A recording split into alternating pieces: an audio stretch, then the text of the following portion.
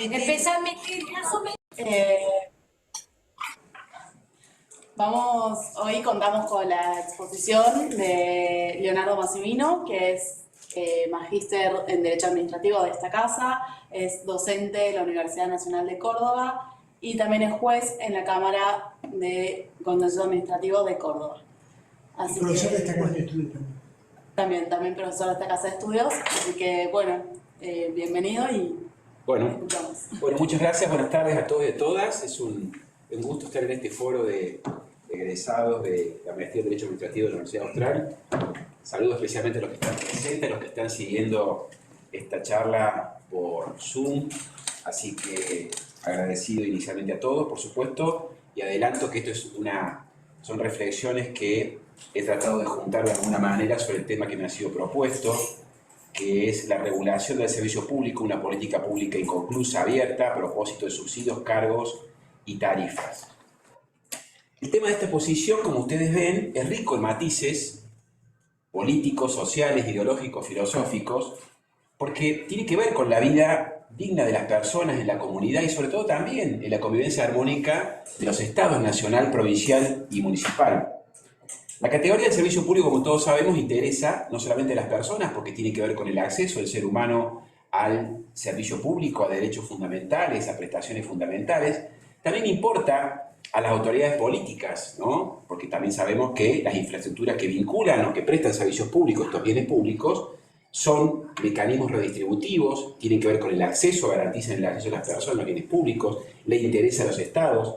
Todos vemos también que en el contexto político que nos encontramos actualmente los argentinos, la cuestión de los servicios públicos es un tema que suscita los grandes debates. Hemos vuelto a hablar de mercado, hemos vuelto a hablar del rol que tiene, en todo caso, el Estado en la intervención del mercado y cuál es el alcance de esa intervención, si podemos o no hablar de eficiencia. Es un tema de suma actualidad. También el servicio público interesa como categoría al sector privado.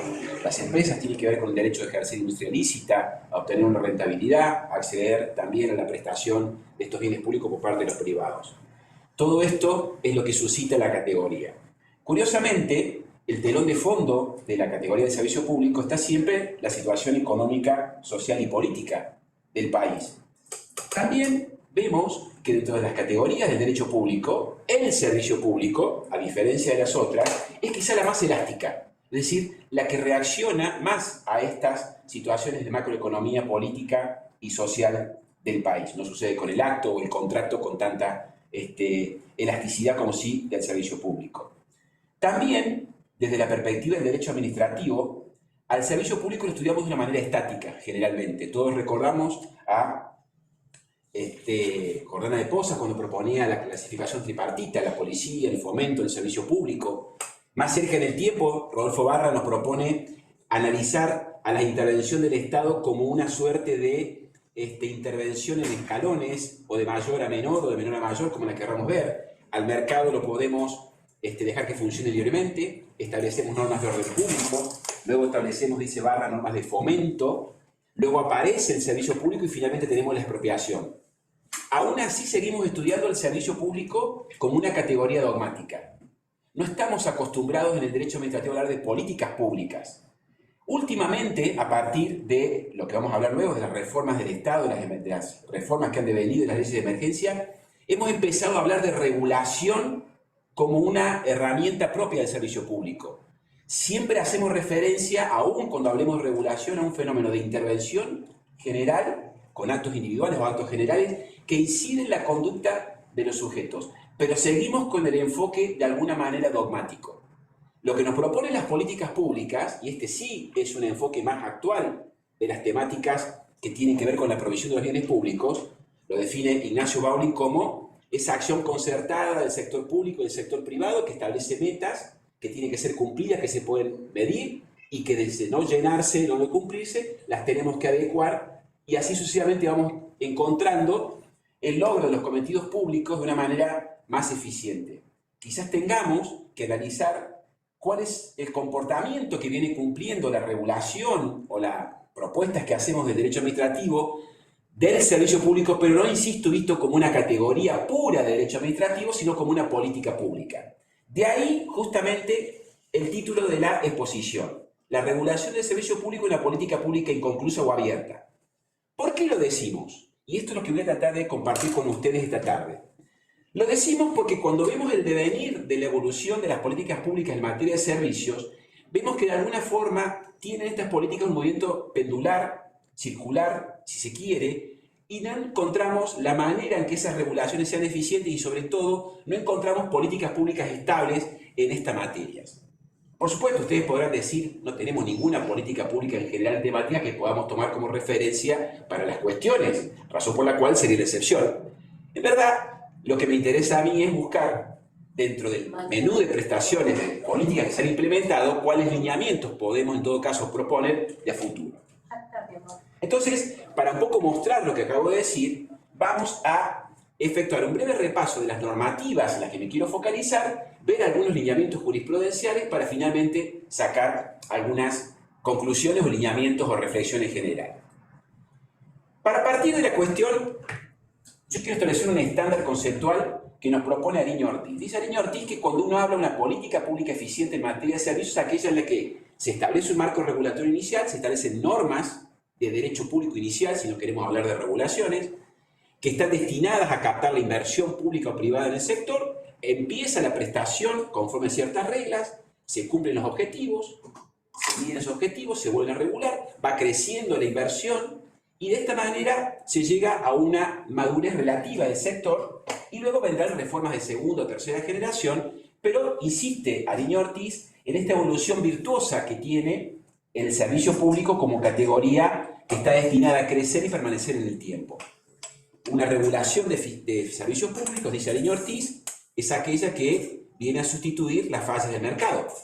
Entonces, es una regulación donde inicialmente sustituye la competencia, si no, el sistema no funciona, y luego se viene paulatinamente o periódicamente a realizar. Esto es lo que nos propone Ariño Ortiz. ¿Qué pasó en Argentina con la prestación de los servicios públicos?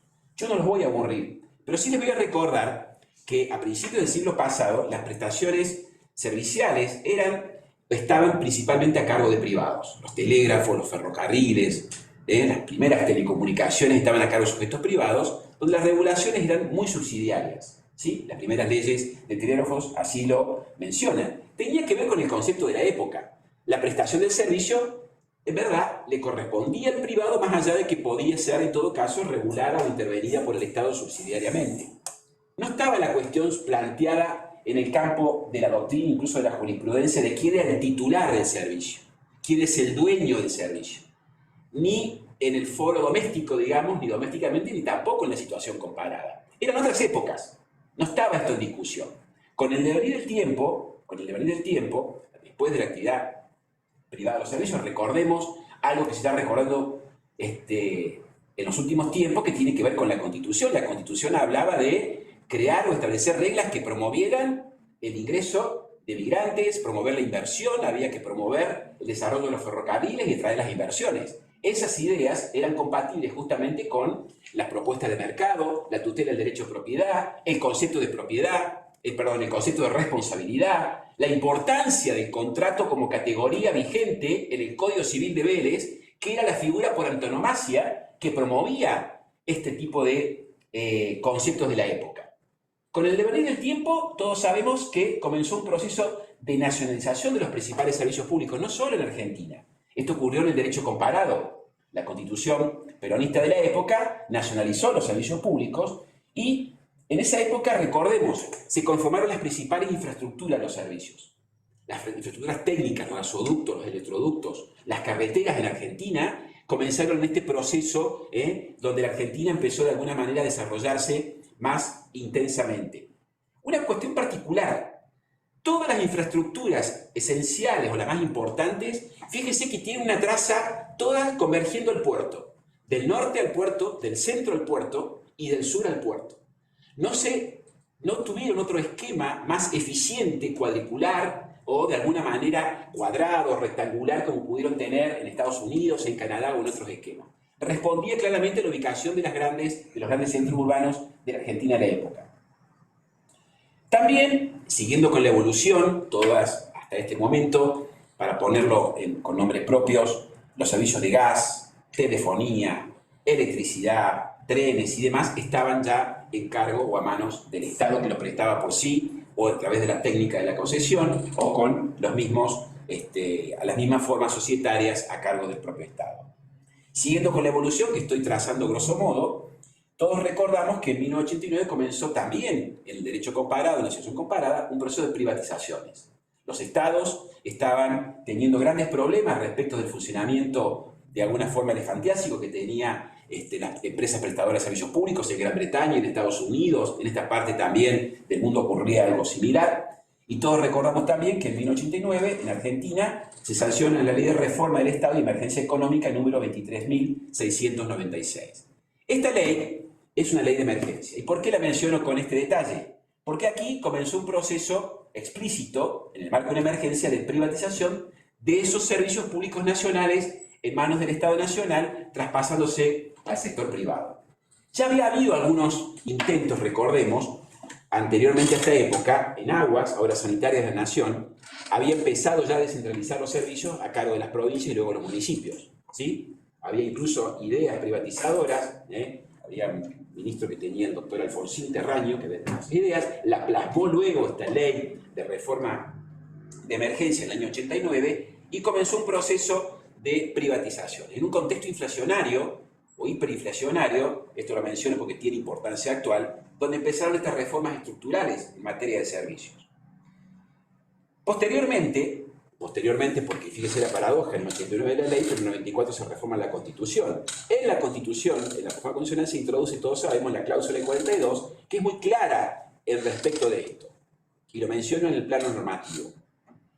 El artículo 42, y es un artículo que creo que tenemos que volver a leer en las épocas actuales, fija claramente todo un ideario respecto de cuál es el rol del Estado en el ámbito de los servicios públicos. O si se quiere, en el caso de los monopolios naturales, legales, y en el caso de cualquier tipo de actividad del Estado. Las autoridades deben proveer a la defensa de esos derechos, se refiere a los derechos del usuario y del consumidor. A la defensa de la competencia contra toda forma de distorsión de los mercados. Al control de los monopolios naturales y legales, y dice también al de la calidad y eficiencia de los servicios públicos. Fíjense que la Constitución no habla de quién es el prestador, de quién debe serlo, no habla tampoco si el servicio público tiene en principio que ser incompetencia. Lo que sí dice es que el Estado debe promover la competencia y controlar el monopolio natural, que no es un vicio, hay que controlarlo de manera eficiente, establece el estándar objetivo. Esto lo recalco, insisto, porque tiene implicancias luego en la jurisprudencia y en los conceptos que vamos a vertir. En ese contexto, digámoslo así, fáctico y constitucional y legal, empezaron las privatizaciones, el traspaso al sector privado a los servicios. Empezaron algunas privatizaciones por decreto, telefonía, transporte, ferrocarriles. Luego algunas por ley, las privatizaciones por decreto, el ministro Dromi en su momento, luego las de Cavallo que se hicieron por ley. La 24076, la 24065 respectivamente en materia de energía, donde se empezaron a dictar los primeros marcos regulatorios antes de la Constitución, pero siempre con este ideario que estamos mencionando. ¿Cuáles eran los principales lineamientos que tenían estos marcos regulatorios que no están derogados, que no fueron nunca derogados, fueron modificados, fueron ayornados con cambios, pero no están derogados, aún, al menos en sus grandes líneas conceptuales? Grosso modo, establecen un ente regulador que controla ciertas reglas conforme a ciertos objetivos en cuanto a la organización institucional del sector. En cuanto a la morfología de cada sector, divide o segmenta actividades, ¿sí? Dividieron las actividades, se segmentan las actividades con el objetivo de introducir competencia donde era posible esa competencia. Por ejemplo, generación de electricidad, transporte de electricidad, distribución de electricidad, producción de gas, transporte de gas, distribución de gas.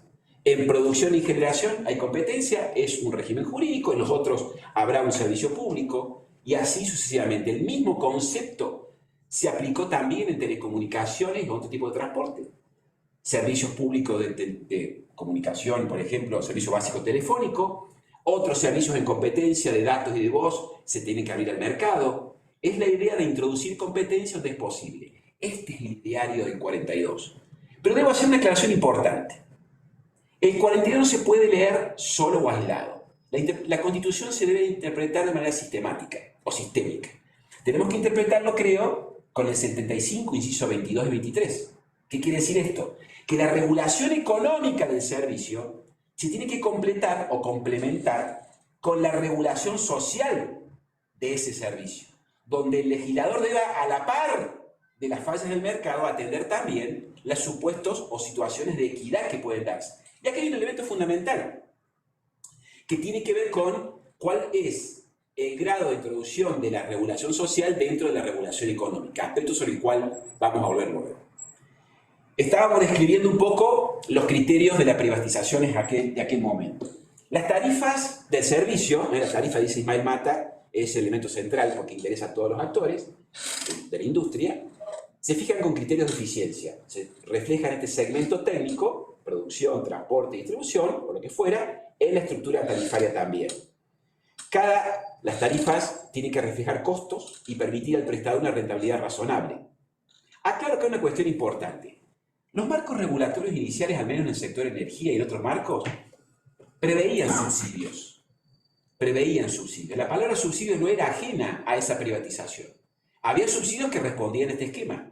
Por ejemplo, en materia de gas se preveía un subsidio que tenía que beneficiaba a los usuarios de Camusi, que tenían consumos mayores porque están en las zonas más frías del país. Entonces, tenían un subsidio que pagaba el presupuesto, incorporaba el presupuesto y lo recibían a las empresas Camusi Sur, por ejemplo, periódicamente. También preveían, por ejemplo, la posibilidad de que los reguladores establecían excepcionalmente a la par de la tarifa algún cargo, ¿sí?, fideicomiso o lo que fuera. No se operaron a esas figuras en aquel momento, porque el funcionamiento normal de la tarifa, ¿sí?, con los ajustes periódicos previstos, iba previendo de alguna manera la evolución de esa industria. ¿Está? Esto funcionó de alguna manera, no sin algunos problemas claramente, como cualquier práctica regulatoria, que en algún momento también criticamos, relativamente bien durante algunos años. La situación a través de telón de fondo económico y social del país llevó a lo que todos conocemos después, que es la Ley de Emergencia Económico y Financiera 25.561 del año 2002. Acá aparece otra emergencia. Es la emergencia de la emergencia. Acá es declarada esta emergencia con una particularidad no menor. Declara que todos los contratos de servicios públicos, estos públicos, de servicios públicos fundamentalmente, van a estar sujetos a una renegociación contractual, ¿sí?, que se abrió en ese momento en el marco de los Ministerios de Economía y Planificación. Y comenzó un periodo de emergencia cuyas notas voy a tratar de sintetizar, no es sencillo, en las siguientes. En primer lugar, se caracterizó el periodo de emergencia por una amplia intervención de los entes reguladores. Es un proceso que, de alguna manera, sacó del foco de la regulación al ente regulador como aquel que está destinado a suplir las asimetrías informativas con independencia, imparcialidad técnica al menos, o con parcialidad comprometida en el servicio por otros elementos. Aparecieron los interventores de los entes que, como toda intervención, estaba prevista de manera periódica o, si se quiere, excepcional, y perduró durante casi toda una década.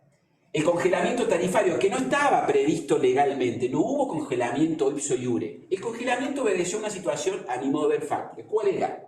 Había una resolución, la 20 del Ministerio de Economía y 53 conjunta entre Economía y Planificación, que decía que todo expediente que dispusiera el aumento tarifario en aquel momento, antes de que fuera aprobado, debía pasar por el Ministerio para evaluar el impacto que tenía el aumento tarifario en la inflación. Ocurrió en la práctica que ningún aumento tarifario pasaba ese test, razón por la cual las tarifas se congelaron. ¿Esto qué llevó? Esto llevó, y lo explico, acá me tomo algunos segundos para explicar, porque si no entendemos esto, no entendemos por qué nacieron los cargos, fideicomiso o los subsidios. Esto llevó a que, con tarifa congelada, y el hecho de que no se pudiera incrementar, claramente las tarifas comenzaron a no repagar costos. Entonces, a no repagar los costos, tampoco podían realizarse no solamente las obras de expansión de los sistemas, y lo que es más todavía, tampoco podían las empresas prestadoras, transportistas o distribuidoras, pagar los insumos básicos de sus costos internos. En concreto, no podían pagar el gas, no podían pagar la expansión de sistemas de transporte, de distribución, me refiero a la electricidad o de gas respectivamente. ¿Esto a qué llevó?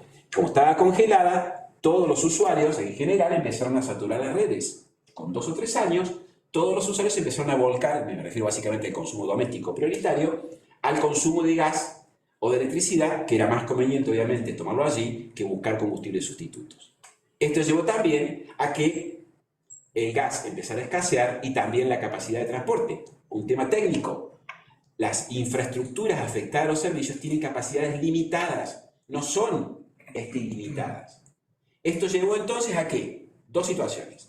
Había que importar gas natural o importar gas para atender la demanda creciente de gas natural, teniendo en cuenta que las reservas locales empezaron a ser cada vez más menguar cada vez más con mayor cantidad, y en segundo lugar, los sistemas eran cada vez más limitados. De ahí justamente que frente a la decisión política de no incrementar las tarifas, ¿sí?, y también jurisprudencial, que voy a mencionar luego, empezó a haber un proceso de buscar alternativas económicas que de alguna forma suplieran estos déficits. Y ahí aparecen los cargos fideicomiso. ¿Qué es el cargo fideicomiso? No voy a hablar de fideicomiso, pero ¿cómo aparece en la escena regulatoria? Aparece como una alternativa al fideicomiso tendiente a buscar un fondo específico afectado a una obra de expansión del sistema. Los primeros fueron por decreto, hasta la sanción de la ley de fideicomisos, que claramente hace falta una estabilidad mayor, la 26095, que permitía la expansión de los sistemas. También pasó con la importación de gas licuado de petróleo. Se emitió el decreto 2067 del año 2008, que apuntaba a la misma finalidad, es decir, buscar una forma externa al servicio de importar el gas licuado de petróleo para atender luego la demanda interna, y los fideicomisos de alguna manera para atender ahora también estos requerimientos mayores de infraestructura. Fíjense ustedes acá lo que sucedió, a mi modo de ver, un momento importante en la evolución que estoy planteándoles. La regulación económica que venía funcionando, no digo de una manera perfecta, porque, reitero, nada es perfecto, que tenía sus cuestiones, pero de una manera ordenada al menos.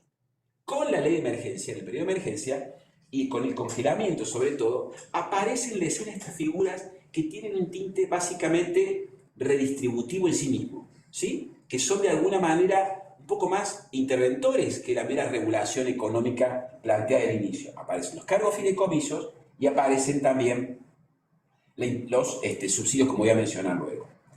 De igual manera, y siguiendo en la evolución, también se caracterizó este periodo por una mayor participación del Estado en la actividad, además del control en el servicio. Todos sabemos que también en este periodo se crea, por ejemplo, ENARSA como un jugador importante del sistema, se expropia YPF, donde ya de alguna forma se soslaya al concepto de prestación privada como el concepto preponderante. El Estado también asume la participación en las empresas privadas al adquirir el paquete accionario de las AFJP.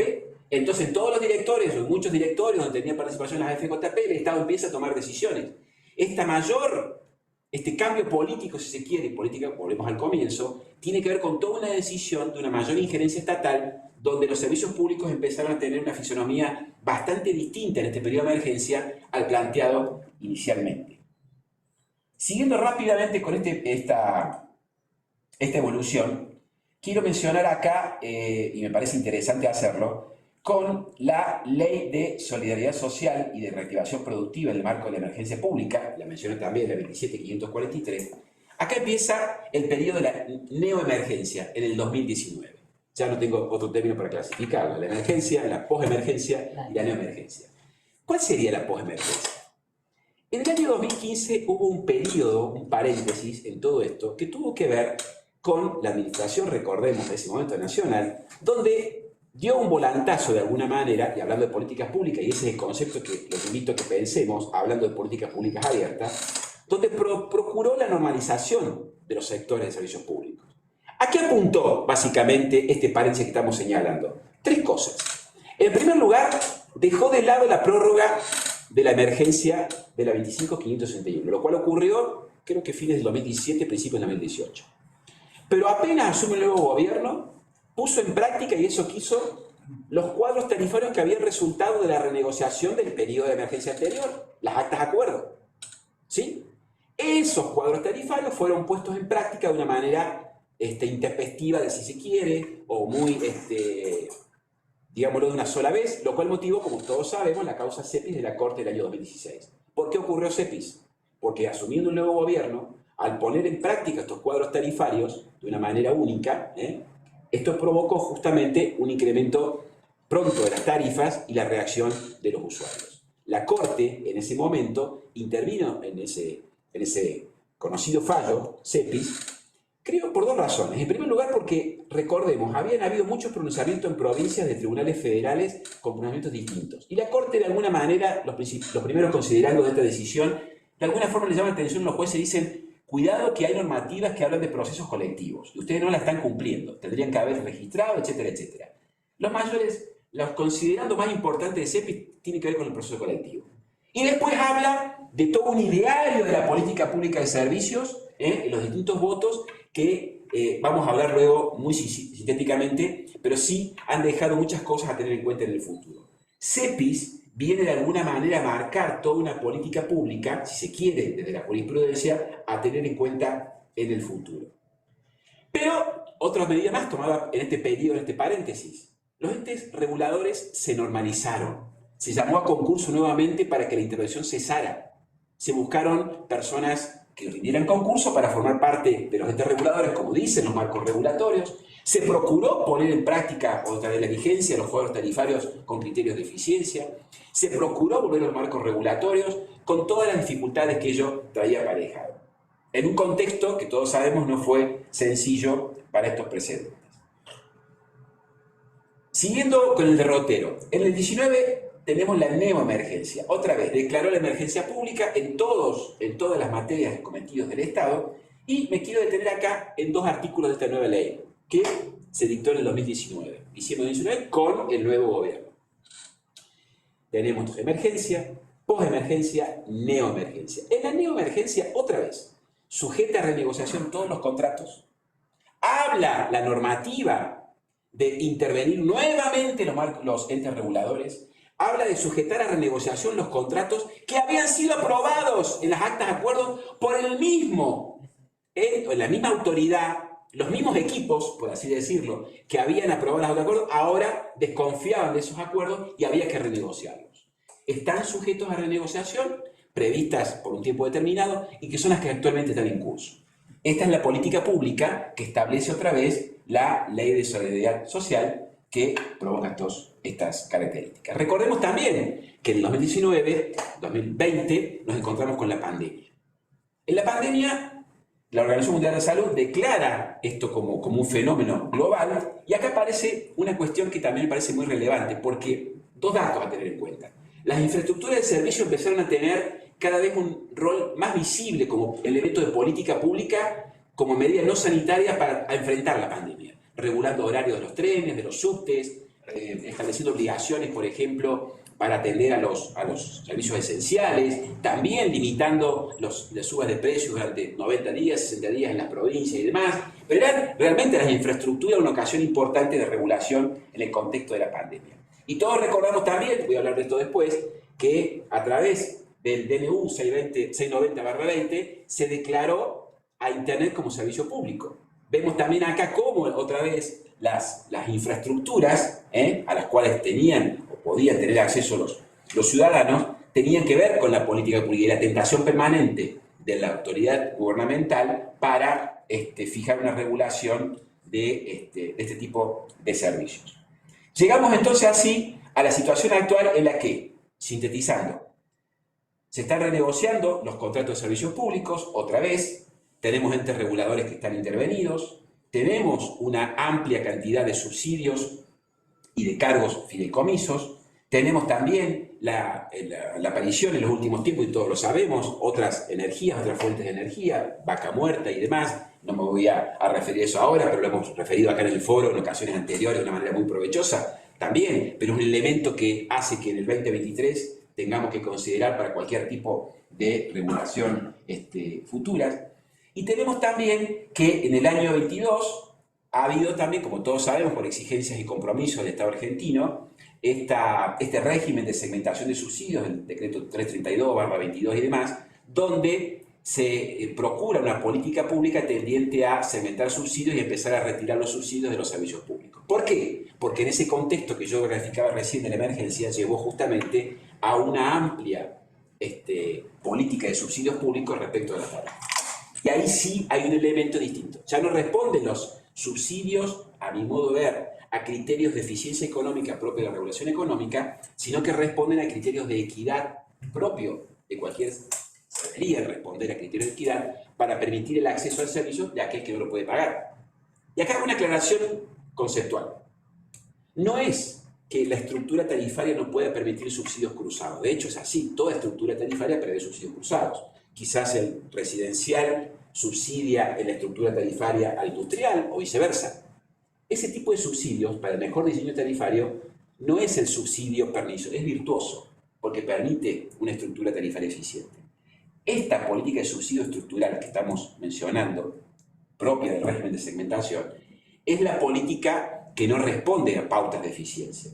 Tiene que ver con una política generalizada que no ha sido prolijamente implementada porque hace referencia, me refiero concretamente al régimen de segmentación, a criterios de equidad. Y todos sabemos que muchos destinatarios, muchos usuarios que han gozado de subsidio durante muchos años, no tenían una necesidad pronta del subsidio. Y esta es un poco la cuestión que ha llevado luego a la segmentación. Los primeros retirados de la segmentación tienen que ver con aquello que justamente, y esto yo sé que es opinable, lo toco deliberadamente porque de estas cuestiones creo que son las que tenemos que hablar en el futuro, ha sido de alguna manera improlija el diseño de esa estructura de subsidios inicial en nuestro país. Y es claramente una cuestión que tenemos que revisar. Y acá tengo que decir una cosa importante. La jurisprudencia, desgraciadamente, no presta atención a estas cosas, porque no llegan claramente al estrado judicial las cuestiones o las quejas referidas a la estructura de subsidios. Y esto es una limitación importante. Yo voy a referir ahora a fallos de la Corte o algunos fallos importantes de las cámaras contencioso administrativo. Pero acá hay una cuestión importante, y es una paradoja, una consecuencia que tenemos de la manera que tenemos para controlar la razonabilidad de las decisiones de los entes reguladores. O ensanchamos el Estado de Derecho de manera tal que permita controlar el bagaje de decisiones que se toman en materia de manejo de fondos públicos destinados a los subsidios, o claramente vamos a tener teniendo intervenciones sociales que tienen este tipo de observaciones que estoy formulando, es decir, que no cumplen la finalidad para la cual están diseñados. El subsidio per se entonces no es malo, en la medida que responda a criterios y estructuras de eficiencia social.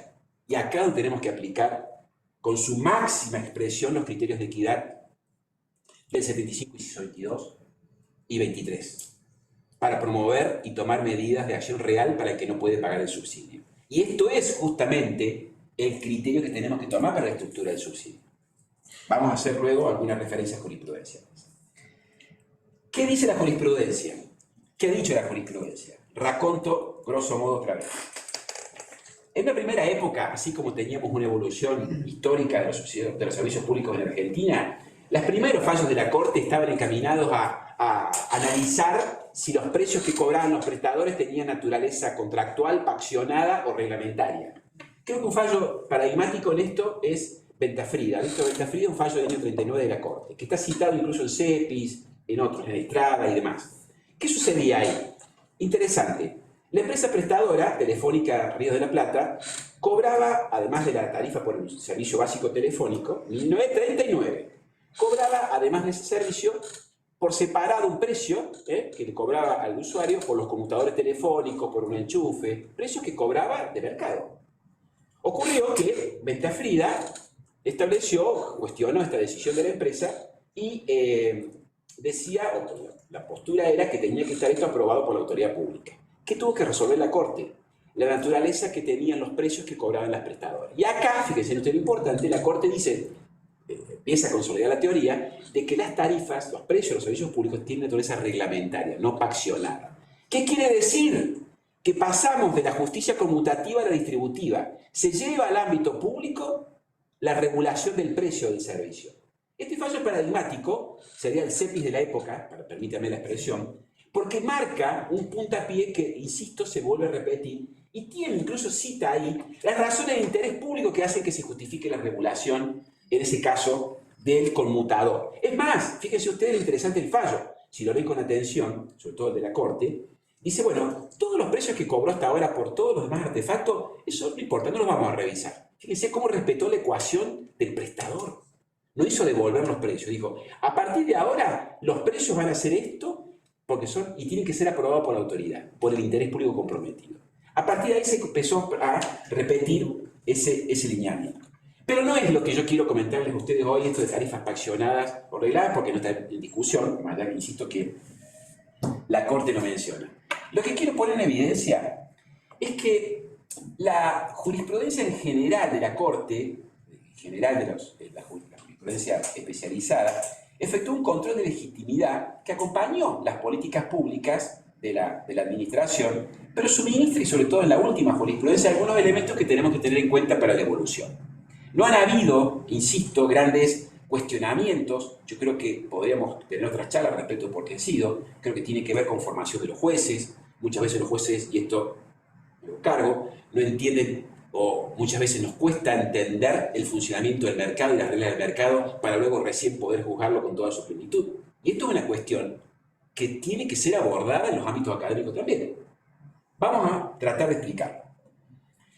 Para ordenar un poco el planteo, yo dividí la jurisprudencia en 3 o 4 voces. En lo que tiene que ver con el concepto del servicio público, en lo que tiene que ver con modelos tarifarios, subsidios y justamente también vamos a referir algunas palabras respecto de los cargos fideicomisos. Para mostrar justamente esto de que acompañó, pero no ha sido crítica en el fondo de los modelos vigentes. No se pidió sobre políticas públicas, el éxito no, salvo, insisto, la última jurisprudencia que les voy a mencionar. Respecto del concepto de servicio público, no tenemos un fallo de la Corte que, como hizo Dulcamara con el contrato administrativo, el famoso voto de Fay, que diga contrato es esto. No existe un fallo de la Corte, que yo haya leído al menos, que diga servicio público es esto. No obstante, tenemos, por ejemplo, en NSS, un fallo del 2014, y lo elijo acá porque, para buscar alguno más reciente, donde la Corte, ahí se discutía, les comento brevemente, se discutía si una empresa que prestaba el servicio básico telefónico, NSS, con otros servicios en competencia, tenía que pagar o no la tasa de ocupación de dominio público en Cava.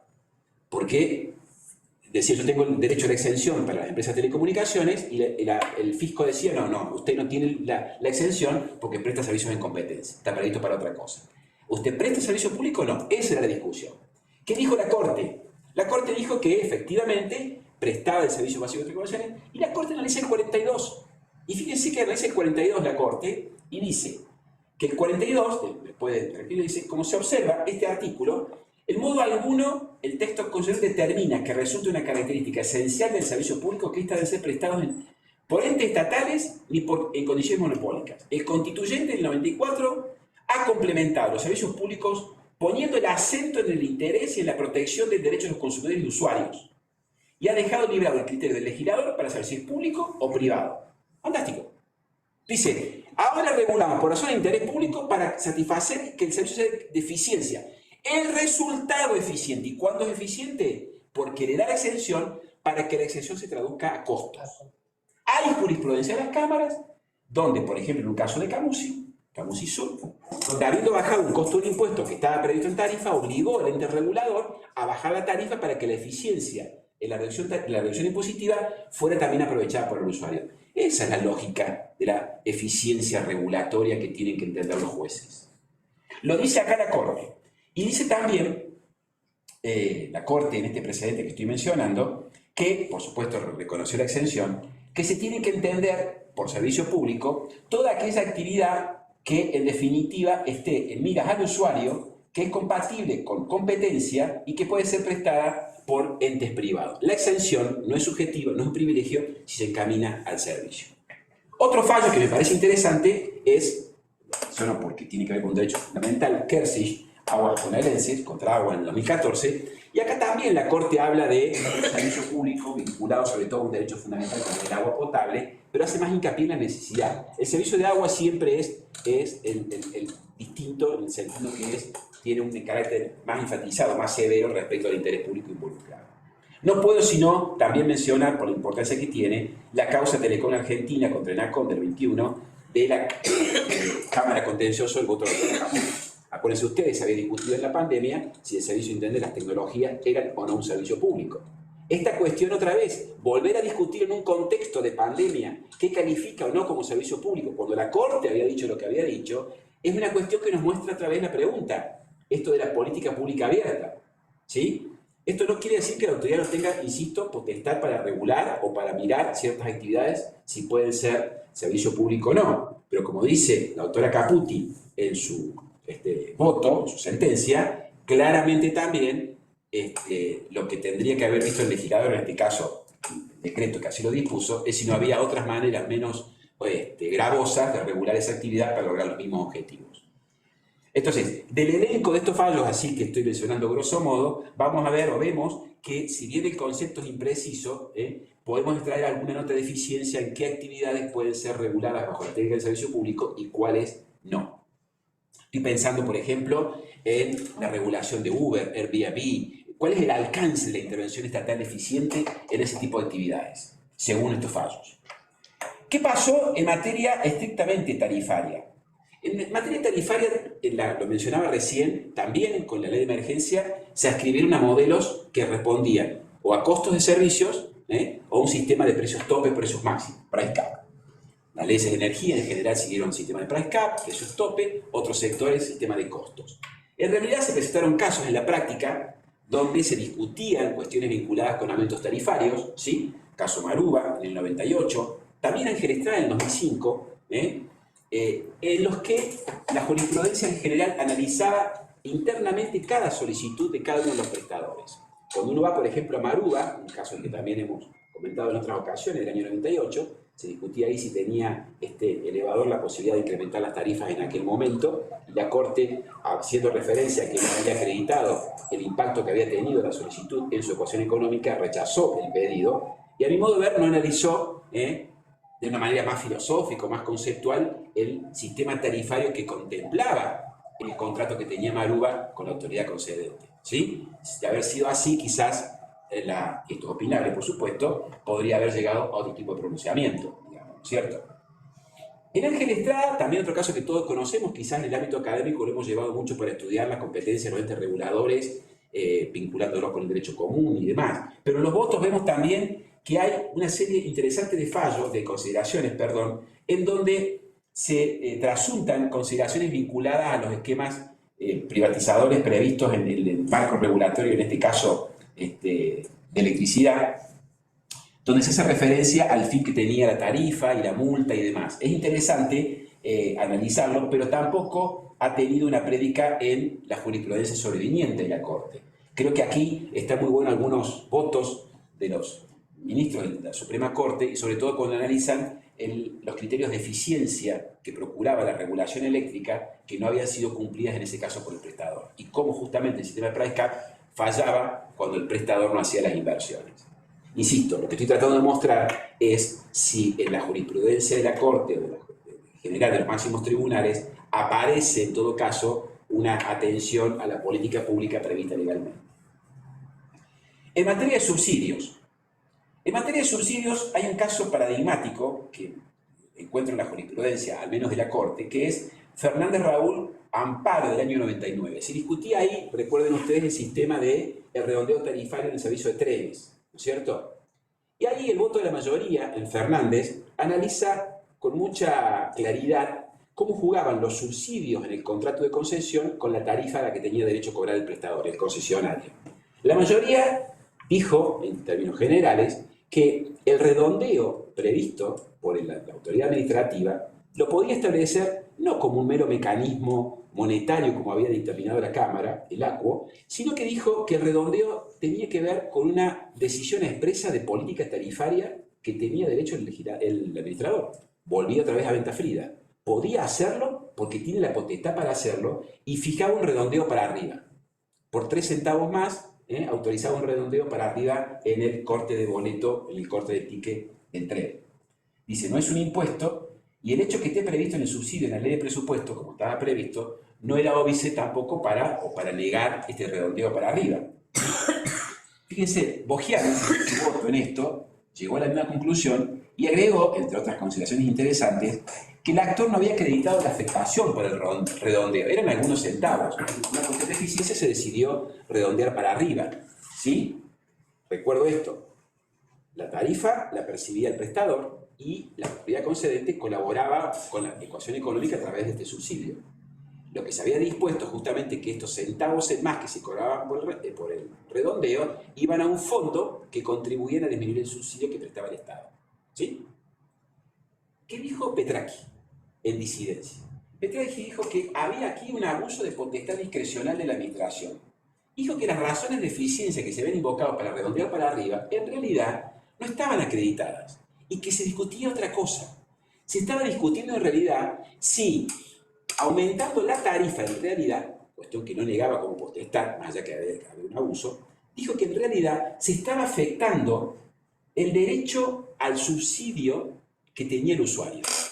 Lo que estamos haciendo acá es afectar al vulnerable, al necesitado, al destinatario del subsidio, porque en definitiva es eso lo que estamos haciendo con este redondeo para arriba. Fija la cuestión en otra discusión.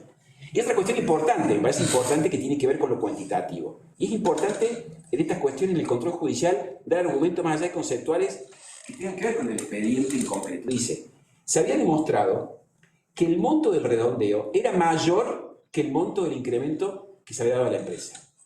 3 centavos era el monto del subsidio del redondeo para arriba. Y el incremento tarifario que tenía derecho la empresa era de apenas 1,5 centavos.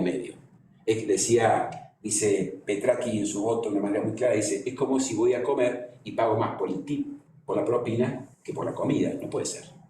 Declaró en definitiva que tenía que revocarse la medida del redondeo y disponer otra medida conducente para fijar la política tarifaria. Es interesante la figura porque en materia de servicios no es frecuente que la Corte se expida con este nivel de detalle, y sobre todo también porque hace referencias a conceptos de rentabilidades justas y razonables y demás, que tendremos que estar atentos en adelante en la jurisprudencia por los cambios que podemos tener en el futuro. Se dio también en el tiempo, y sigo con esto, con la evolución, en el año 2010, en materia de cargos fideicomisos, la Corte Suprema también tuvo ocasión de expedirse, modificando un poco la jurisprudencia que había habido en las cámaras, en la causa Establecimientos Liniers contra Estado Nacional, Ley 26095. Acá la Corte desestimó la acción de amparo que había entablado la actora contra el Estado Nacional para que declarara la inconstitucionalidad de estos cargos fideicomisos de la 26095. Les recuerdo esto. Esta ley había dispuesto unos cargos que estaban destinados a repagar obras destinadas a los sistemas de transporte de gas natural. Con motivo de estos cargos, que iban a una cuenta especial que administraba, por supuesto, fideicomiso hacia el Estado Nacional, fueron cuestionados su constitucionalidad. ¿Qué son? ¿Impuesto o tarifa? Ese era el debate. Los primeros debates, los primeros cargos de este tipo fueron establecidos por decreto. Posteriormente se estableció la ley y la discusión de la base legal del cargo no estaba en discusión, pero igual siguió cuestionándose su legitimidad. La Corte Suprema, remitiendo el dictamen de la Procuradora, dijo que los cargos constituían una extensión del concepto de tarifa y se desestimó el carácter tributario y, por lo tanto, a partir de entonces fueron admitidos en la jurisprudencia. Los cargos del decreto 2017, estos de importación de gas natural, que también fueron cuestionados porque se decían tiendas tributaria o naturaleza impositiva, con motivo de la crítica, más allá de algunos precedentes jurisprudenciales, por ejemplo, la causa Ulloa de la Cámara Federal de Salta, donde dijo que tenía naturaleza tributaria y por lo tanto lo había cuestionado, fue superado esto porque fueron incluidos luego en la ley de presupuesto del año siguiente, razón por la cual en la base legal del cargo quedaba ese argumento desestimado, ¿cierto? ¿Cómo llegamos más o menos a la actualidad? Como todos sabemos, con un diagnóstico que está efectuado con alguna claridad en la causa CEPIS de la Corte, y voy a ese documento para tener algún elemento que nos sirva para analizar la cuestión en la actualidad. Podría remitir a las actas de acuerdo que firmaron todas las empresas de servicios públicos, de trenes, gas, electricidad, con el Estado Nacional en su momento, pero como están de alguna manera relativizadas en sus resultados y demás, creo que es un buen punto de partida considerar el diagnóstico que la Corte hace en CEPIS respecto de la opacidad tarifaria, respecto de la obligación de preservar ciertos lineamientos a futuro de la política de servicios públicos, ¿sí? Y acá me permito, y con esto voy terminando, recordar 2 o 3 pautas o puntos que pone la Corte de cómo tiene que ser una política de servicios públicos. Habla de la progresividad tarifaria. Habla de la progresividad como criterio de razonabilidad, no un aumento de golpe como ocurrió en CEPIS. La progresividad como criterio de razonabilidad, el escalón tarifario. Ese escalón significa que habrá que ver qué escalón, regional, temporal, por categoría de usuarios. No lo sé, esto dependerá de la creatividad del regulador, mixto, pero una progresividad que permite de alguna manera normalizar el servicio público con algún criterio de eficiencia. Esto muestra claramente también las distorsiones, como dice la Corte, en la que está inmerso el sistema. Otro tema que la Corte fija en la política pública que estoy planteando, y fíjense, estoy hablando de política pública proveniente con fuente de base jurisprudencial, capacidad contributiva.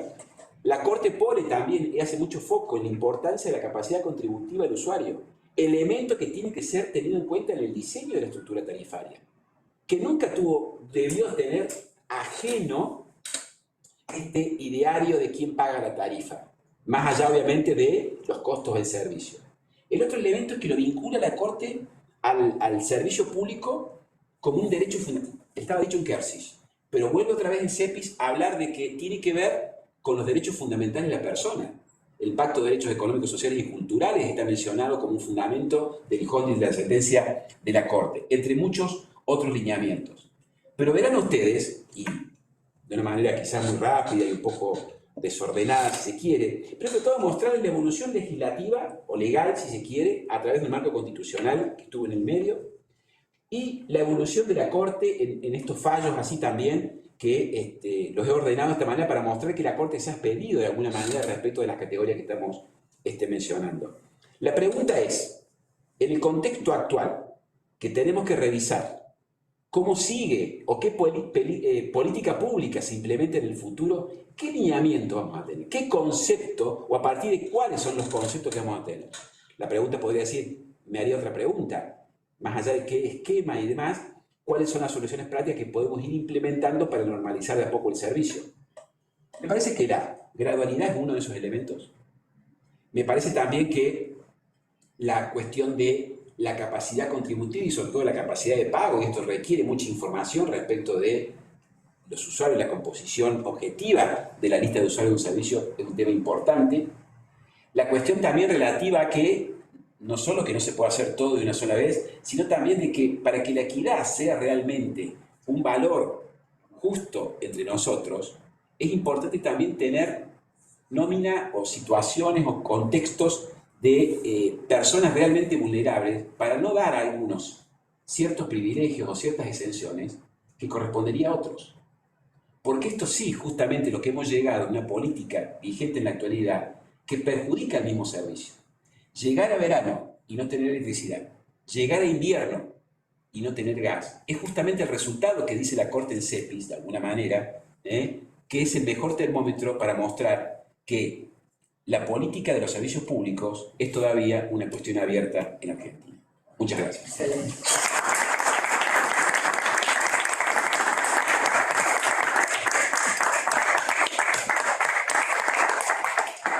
Bueno, muchas gracias, Leonardo, muy clara la exposición, muy didáctica y a su vez muy sustanciosa.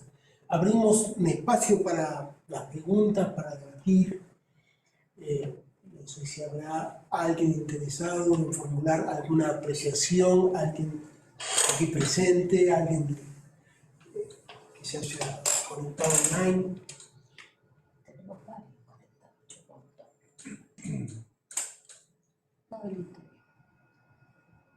Adelanto que, a ver, hasta que alguno se anime, pero son reflexiones. Cuando uno toca un tema de actualidad y partir de ahí, son temas que hacen al telón de fondo lo que estamos viviendo. Es un tema no sencillo en los contextos en los que vivimos. Discutir hoy el rol de la libertad del mercado o no, y cuál es o debería ser la intervención estatal, es una oportunidad, y hay que verlo así otra vez. La oportunidad para mí es no cometer los errores que ya hemos cometido y tratar de alguna manera de buscar, como decía Aristóteles, el balance, la proporción como criterio de mesura para tomar decisiones. No es, a mi modo de ver, ir a extremos que nos lleven a cometer los mismos errores que ya hemos cometido. Es interpretar y volver a la Constitución. Aunque parezca una cuestión, un cliché, en el preámbulo, en los textos de la Constitución balanceados, y luego, como también decía Aristóteles, el criterio de prudencia, veremos cómo se puede, no se va a poder todo de una sola vez. Pero bueno, lineamientos, digamos, ¿no? Bueno, por eso es importante lo que dijiste, el rol del Poder Judicial y cuál es el conocimiento que tiene aquel que tiene que juzgar este tipo de situaciones, ¿no? Porque Claro. muchas veces el concepto mismo del interés público te puede llevar a determinada interpretación que no sea justamente la que debería ser. Cepis me parece que es un ejemplo de algunas líneas que la Corte marca en un tema que es sensible desde lo social. Lo podés enfocar desde lo económico, pero necesariamente vas a tener un factor social. No siempre los jueces tienen ese equilibrio del análisis económico y social. Sí, o si los jueces por ahí, y sobre todo los que tienen competencia en esto, ¿no? Realmente prestar atención a ese adagio de que el indicador más importante para ver la razonería de la norma son las consecuencias de la decisión práctica. Y muchas veces, y esto es lo que producimos, cuando yo estoy diciendo de que la jurisprudencia ha acompañado, estoy diciendo de alguna manera que la jurisprudencia ha conectado, en el sentido técnico, que se entiende bien, ha conectado los resultados que tenemos. No han habido sentencias en general correctivas. Pero cuidado, el problema viene antes, me parece, que es, me parece, ¿no? En el tema este de los entes reguladores. Es importante que el regulador sea independiente. La independencia del ente regulador, más allá de la autarquía que estudiamos en la universidad y todo lo demás, tiene que ver con un ente que realmente sea conocedor de la materia, que de alguna forma aminore las asimetrías informativas y negocie en el mejor sentido con los prestadores mejores tarifas. Ahora, en base a eso, ¿te parece que la figura del ente regulador todavía tiene un valor en términos constitucionales y legales para seguir existiendo como está? Absolutamente. Pero no la autarquía formal, me refiero a la autarquía técnica. A ver, Claro, por eso, ese es el tema, o sea, porque de repente ha cumplido el ente regulador las funciones que debía haber cumplido si nosotros interpretamos lo que quiso el constituyente en 1994 y anteriormente los marcos regulatorios dictados con anterioridad a la reforma constitucional, porque de poco me sirve un ente regulador como ente autárquico si no cumple con la especialidad para el cual debería ser creado. Para eso lo dejo en cabeza de un ministro. Ya está, o de un secretario. ¿Para qué voy a estar creando una nueva estructura? bueno, a ver, acá hay una cosa, ¿no? Un ministro puede ser un muy buen regulador. Hay esquemas regulatorios, británicos, por ejemplo, de un ministro, un secretario puede ser regulador. Ahora, el tema es, ¿piensa como regulador o piensa como político? Un aumento tarifario siempre es una medida impopular. Y nunca van a faltar razones para evitar un aumento tarifario. Y menos en tiempos de elecciones, ¿no es cierto? El tema justamente es buscar una estructura regulatoria imparcial que permita ir adecuando los tiempos o ir adecuando las situaciones prácticas de una manera previsible. Y eso es el desafío, digamos, ¿no es cierto? Si es lo que realmente queremos. Pero cuidado, para mí el regulador, sea unipersonal o colegiado, cumple una función técnica. Okay. Y esa función técnica tiene que ver con el conocimiento, la imparcialidad. ¿Por qué? Porque tiene que ver con la simetría informativa. Y ahí se justifica en la regulación y en el 42. ¿Se entiende? No es una autarquía formal. Tiene que ser aportar al servicio. Y es así. Y yo creo que a mayor dificultad, mayor institucionalidad, aunque parezca paradójico. Lo que pasa es que la actuación efectiva de los entes reguladores terminaron actuando con un criterio netamente político, entonces no pierden su razón de ser en la actuación efectiva. Claro. Entonces, en ese aspecto, directamente podemos prescindir del ente regulador y directamente delegarlo a la autoridad política, porque es lo que en la realidad efectiva sucede. Y después, volviendo a lo que tiene que ver con el tema tarifario, Sí. En un contexto de alta inflación, en un contexto, ya podríamos hablar de hiperinflación, las distintas circunstancias que llevan a la determinación de la tarifa hacen que la misma, cuando llega el momento de determinar su razonabilidad, pierda elementos objetivos y sustanciales como para poder determinar si la misma tiene sustento. Estamos hablando que se establecieron tarifas que luego, por supuesto, no de ningún modo podía responder al verdadero costo del servicio. Entonces ahí se entró en un sistema de subsidios. El sistema de subsidio, bajo un control relativamente muy difícil de determinar, y luego, no obstante el subsidio, no obstante la tarifa, lo que se produce es que pasado un periodo en el cual la tarifa no se actualiza y todo el resto de los costos del prestador siguen aumentando, después se llegó un momento, por ejemplo en el caso de las prestadoras eléctricas, en el cual acumularon una deuda frente a Camesa que no respondieron para luego, mediante una ley, modificar la circunstancia de deuda de todas estas empresas prestadoras, otorgando un financiamiento. Entonces, cuando se otorga ese financiamiento, que a las vistas del proceso inflacionario deviene ruinoso para las arcas estatales, eso que se está financiando, ¿es tarifa o es meramente un financiamiento? Y luego, si estamos estableciendo un sistema de tarifa en el cual nos detenemos en la capacidad contributiva de cada uno de los que reciben la prestación del servicio, estamos nuevamente estableciendo una pauta diferenciadora entre cada uno de los usuarios. Entonces, estamos en un sistema con múltiples fuentes de distorsión y en el cual, ¿por qué sencillamente no nos dedicamos a subsidiar al usuario y no establecemos todos estos mecanismos tan, digamos, arrevesados en el cual se desvirtúa lo que es tarifa, se desvirtúa lo que es control y se desvirtúa todos los mecanismos que establecen estas regulaciones? Sí, es interesante el planteo. Para sumar el debate, yo tendría en cuenta otra cuestión más. La experiencia de las provincias. Hay muchas provincias, olvidando, o sea, hay muchas provincias que con un bajo perfil y de una manera muy sencilla, aún en emergencia y aún en pandemia, utilizaron dentro de las regulaciones locales soluciones de contingencia y no tienen hoy la situación que tenemos de descalabro a nivel de políticas públicas globales. Marcos regulatorios locales que establecían y establecen claramente, si llega a haber esto, vamos a aplicar una situación objetiva, vamos a revisar costos, vamos a hacer ajustes periódicos, renegociar el contrato y todo lo demás. Una cuestión importante, Pérez Walda insiste que los contratos a largo plazo en general son procesos abiertos. El cambio es natural al contrato de concesión. No tendría que sorprender, y menos en Argentina. Si no aprendemos nosotros en la academia a pensar que el cambio es natural en el contrato y pensar las maneras de solucionarlo, estas cuestiones parece que nos van superando. Creo que tendríamos que tener, por ahí la ley de procedimiento, la ley de contrataciones o lo que fuera, un capítulo especial de cómo manejar los cambios. Nos manejamos con las teorías rígidas, ¿no? Hecho el príncipe, teoría de la imprevisión y todo lo demás.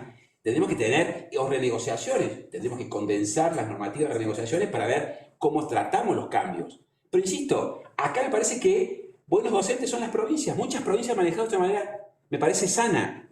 Sana dentro del contexto, porque el telón de fondo siempre está la situación nacional, digamos, ¿no es cierto?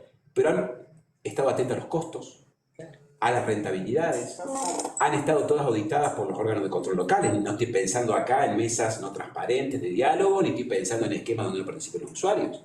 Estamos pensando en audiencias públicas y todo lo demás. En fin, es para tener en cuenta. Y yo creo que llegó el momento de conversar estas cuestiones, porque no hay más tiempo para, me refiero a tiempo académico, ¿no? Para la inercia, digamos, ¿no? Sí, adelante. Una pregunta que tiene también que ver con lo que él planteaba, me anoté varias cosas. Vos partís de la base de que el servicio público tiene también una función redistributiva. Sí. Entonces, mi pregunta es, el tema de los subsidios, ¿tienen que surgir del propio régimen del servicio público, por ejemplo, a través de los subsidios cruzados? ¿O el subsidio puede ser independiente de la prestación del servicio? Entonces, por ejemplo, podríamos... digamos, un problema tarifario, Sí. O podemos ir a lo que él terminaba planteando, es subsidiemos directamente al usuario y no a la prestadora, o no a través de un subsidio cruzado entre distintos segmentos o como fuera. ¿Qué tema? Yo creo que nos haría falta una ley de subsidios en Argentina, una ley donde, a ver, en Italia y demás, ¿cómo se subvencionan en general subsidios a los servicios? Podría haber un común a todos los servicios y luego eso que se aplique a cada servicio en particular. Por ejemplo, una alternativa sería esa, ¿cierto? Al servicio, Al servicio. no al usuario. Bueno, es un esquema, ¿qué es lo más eficiente? La pregunta sería esa, ¿sí?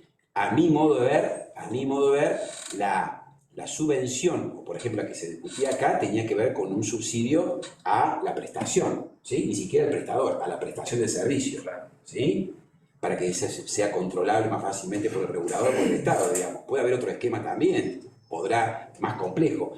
La importancia acá, hay dos elementos importantes, Pablo, ¿sabes cuáles son? La información y cómo hacer para que la regulación cumpla el objetivo que tiene y no se apropie alguien en el medio del subsidio. ¿Entiendes? Que si es para el usuario, que realmente vaya al destino que tenga, usar el servicio y no otro. O al revés, para el prestador también, digamos, ¿cierto? Me parece que una norma objetiva general hace falta. Tiene que ser de carácter legislativo. Repito, los marcos regulatorios preveían algunos subsidios estructurales. En el gas está previsto subsidio del usuario y era dentro de la regulación, digamos, ¿no es cierto? Y se subsidiaba a la empresa, a la prestación del servicio. ¿Bien? Si es más conveniente que sea al usuario, acá había una dificultad importante que por lo menos en las provincias ocurre, que es información de quiénes son y a qué sus usuarios y qué condiciones subsidiar. Hoy es muy sencillo, digamos, con todos los elementos informáticos que tenemos a disposición, determinar cuál es el usuario que merece o no merece la capacidad de acceder a un subsidio, me parece que es muy sencillo de determinar. Sí, yo creo que los mecanismos de subsidio directamente a las empresas responden a otros intereses. Puede ser. Y el otro aspecto es si vamos a ponernos a determinar una tarifa, a medir la capacidad contributiva de cada uno de los usuarios, directamente esto está, digamos, entrando en conflicto con lo que se determina a través de lo que establecen las normas tributarias, a los cuales cada uno de los individuos abona o paga o enfrenta sus cargas en función de su capacidad contributiva, pero me parece que no es el mecanismo para determinar esas diferencias la tarifa. O sea, eso es una deformación y que incluso me parece que afecta a los derechos individuales de los usuarios. Porque yo tenía la misma duda, a eso iba también mi pregunta, ¿no? Si subsidias la prestación del servicio o al usuario. Si es un tarifario. La capacidad contributiva no tendría que ser un factor a determinar que tuviera que entrar en juego en una cuestión de establecer la tarifa. Después sí, la política de subsidiar a quien lo necesita. Estamos llegando al extremo, por ejemplo, de hoy, en el cual estamos determinando la capacidad contributiva para determinar una cuota de una obra social de otro prestador privado, en el cual establece la tarifa de esa prestación en función de la capacidad contributiva que tiene quien está pagando la cuota del servicio, por ejemplo, de ser privado. O sea, la deformación está llevando a grandes trastornos que no tendrían que ser, pero bueno, esto es uno de los efectos del proceso inflacionario también. Acá hay una cuestión, me parece, Pablo, respecto de los... Me parece muy interesante la... Te lo planteo como duda. No, está bien. Aquí hay una cuestión importante. Yo creo que también tenemos que tener en cuenta esto, no sé si qué opinan ustedes, pero acá muchas veces no hay que inventar muchas cosas. En el derecho comparado hay muchos estudios de estas cuestiones, hay centros que se dedican a estudiar estas cuestiones, especialistas en estos temas, hay mucha literatura regulatoria sobre estas cuestiones. La Corte dijo lo que dijo, me podrá gustar, no me podrá gustar, pero hay estudios que muestran de que hay ciertos costos que tienen que ser cubiertos por alguien, que si esos costos no se cubren, no hay servicio. Y hay que establecer políticas que sean eficientes para que eso se cubra. Si es mejor subsidiar al usuario, si es mejor subsidiar al prestador, si es mejor subsidiar a la empresa, habrá que ver con la información cuál es la mejor vía o el canal. Estoy seguro, y me consta, que hay estudios en Argentina hechos que muestran estas cuestiones. Que luego haya una política pública que tome la decisión política de tomar una decisión y no otra, habremos. Lo que estamos tratando de mostrar acá es que hemos ido de un rincón al otro y las cosas parece que no funcionan adecuadamente. Sí creo, y esto es importante, que eso creo, así me parece que lo dice la Corte en CEPIS, que tener en cuenta la situación económica del usuario es porque justamente en CEPIS al menos se mostraba que los usuarios prioritarios, se han llamado, no podían tener. Y ahí la Corte vuelve a hablar de equidad otra vez. Por eso dice, a estos no le podemos modificar las tarifas, que continúen con las tarifas que tenían aplicadas hasta ese momento, ¿no? Pero bueno, está abierta la... Doctor, una consulta. Primero, felicitaciones porque como hombre del sector eléctrico puedo dar fe que su descripción cronológica y jurídica de los hechos fue tal cual, así como lo vivimos en el día a día, los que estamos en el sector. Realmente lo felicito. Mi consulta es, también desde el punto de vista técnico, ¿no? Porque yo no soy hombre de derecho. Nosotros pasamos, por ejemplo, en el sector eléctrico y en la mayoría de los sectores de servicio, pasamos de una regulación tradicional a una regulación por incentivo en la época de los 90, ¿no? En esa década. Es decir, una regulación tradicional en la que sumábamos costos, declarábamos esos costos y le pedíamos un margen al concedente, al regulador, al que sea.